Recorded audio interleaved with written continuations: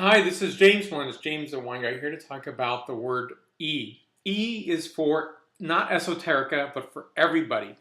And for me, it's a word that I've thought about quite a bit. And it's a word that I don't really care for because of its connotations.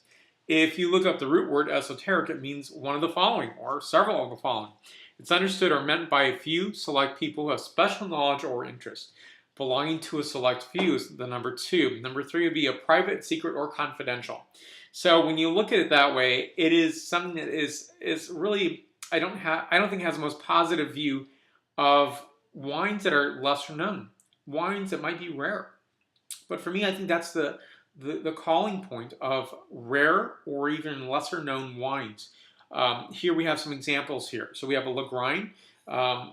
Right in this instance here, we have this bottle here, which is a Bobal. We have a Chasselas here and a Moulin Thurgau here.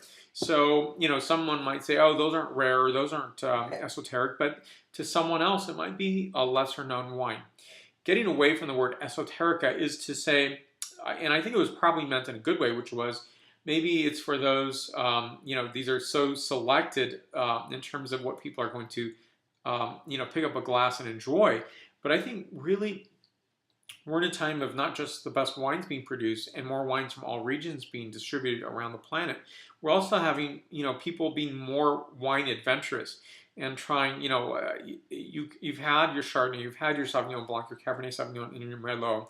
You really want to expand your wings and go forward from there and try other wines. And I think that's what this is about. So I really want to strike down and not use the word esoterica or the E word. I like to use the E word for everybody. It's that inclusive way of thinking about wine. That is, that it's available to anybody who just wants to taste it and to enjoy it. And of course, obviously, for those who really want to taste wine, not those that don't really have a desire or an interest in wine. But anybody who has that desire to learn more, it's for everyone.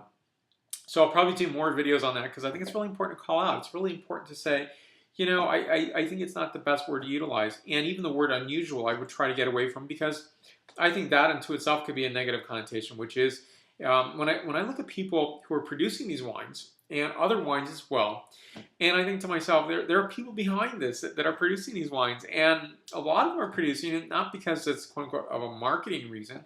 Maybe it's a heritage, it's a lineage. Maybe it's something that they, one winemaker I know says, I really wanted to see what, Grenache Blanc did on its own, and that's why I started doing that.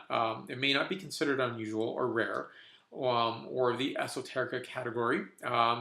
It's just that I think people, are really, both the winemakers are more interested in trying things out on its pure form, and not just as a blender, because so many grapes have been part of a blending tradition, which is fine as well. Nothing to knock about the blending tradition.